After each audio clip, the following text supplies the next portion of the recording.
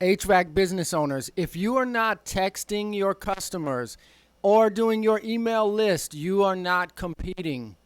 You are not competing. I'm going to tell you exactly how to run a text messaging campaign and exactly how to do an email marketing campaign to set you up for success.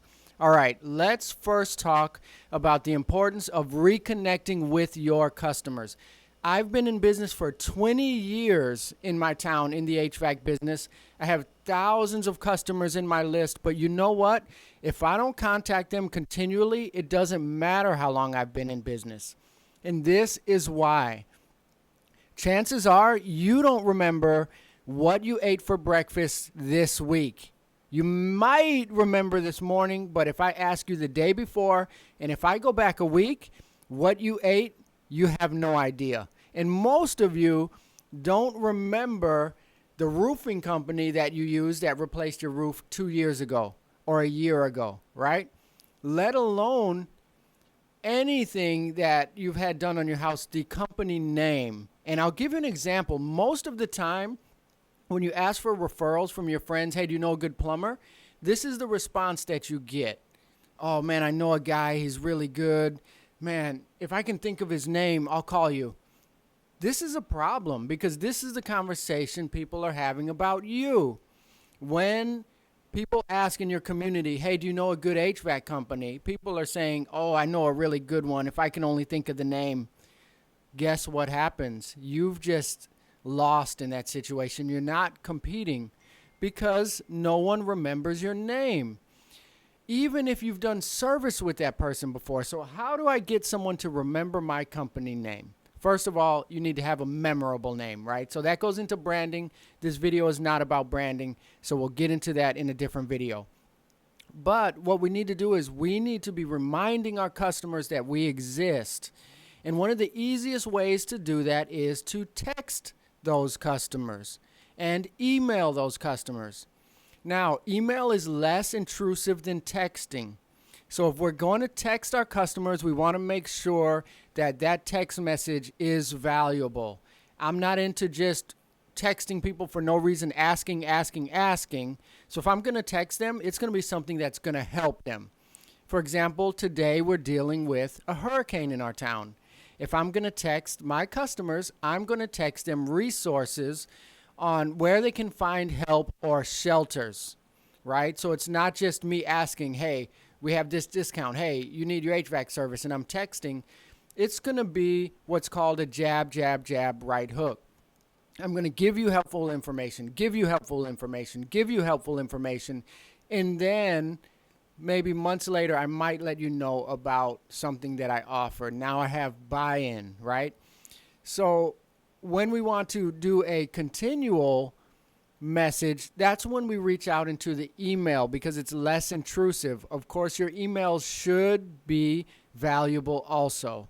We don't want to just always ask for things, right? So think of helpful tips that you might open that email about. There are a lot of good tips. You know your environment, you know your city, you know the weather. So you know a good email during the winter time, if it freezes in your town, would be how to keep your pipes from freezing. Hey, it's going to be freezing next week. These are the things you need to do.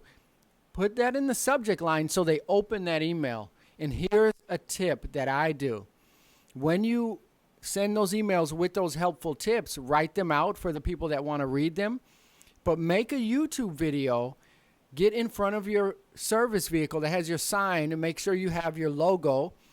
And what you're going to do is you're going to make that into a YouTube video. Because everyone does YouTube. Not too many people do every other thing, right? You have your Facebookers, you have your TikTokers, you have your Instagrammers. But YouTube is probably the widest, most spread one. So make a YouTube video, have it written out all the steps, but then have up center prominent the YouTube video about it with a click here. The reason you do that is when they click and watch that video and they watch it through, guess what happens when they're browsing YouTube in their free time? Your company's channel is going to get recommended to them. So they're going to start to see all of your other videos. And next thing you know, they're going to say, man, this company is everywhere. because YouTube is an echo chamber. What they've watched is going to be recommended to them, right? So go ahead and utilize that in your email campaigns. Schedule them out.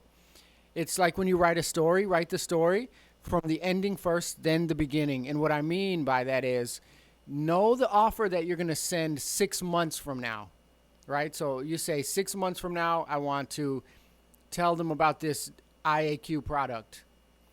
Set that email to 6 months from now, and then write 6 emails before that once per month with helpful tip, helpful tip, helpful tip. Make it so that they have to open it. And then when they see your emails, they get excited. And 6 months later, they're going to open that one, and it's going to have your offer in there. It takes some planning, but it's very, very powerful. Okay, let's talk about text messaging. I've coached a lot of companies, and one thing that I noticed with text messaging is just what I'm talking about now is they're asking all the time. That's one of the worst things, is to constantly ask.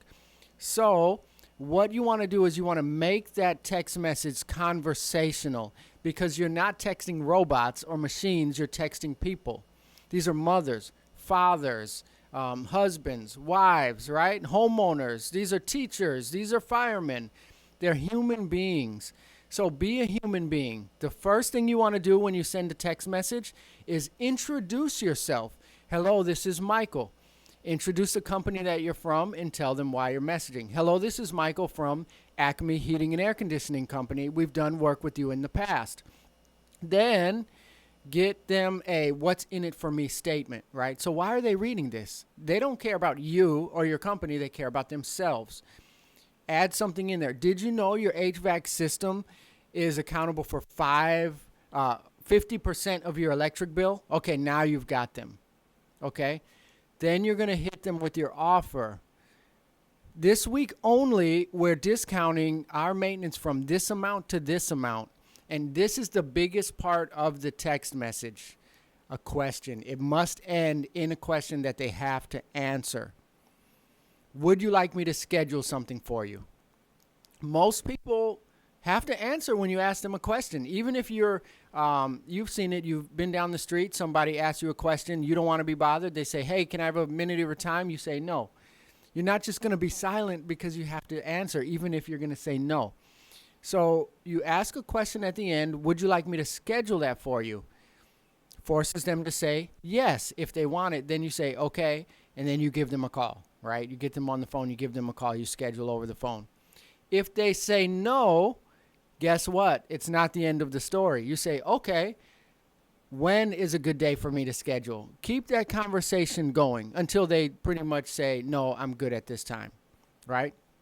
I do my text messages in threes.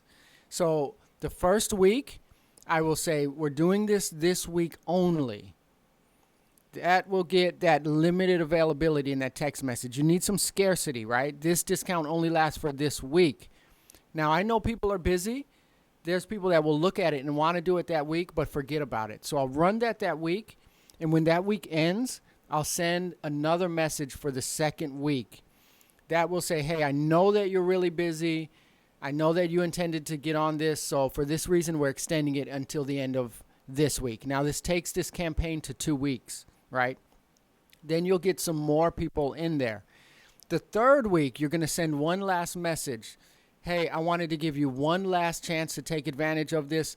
I know that you're super busy, so we're going to end this campaign until the end of this month, and then whatever, you write. Okay, so then you ask the question, would you like to schedule? That takes a campaign from just what normal people do, normal companies, is they'll just send one blast and then it's over. That takes that into a 3-week campaign. Now you're not just texting, but you're running a campaign.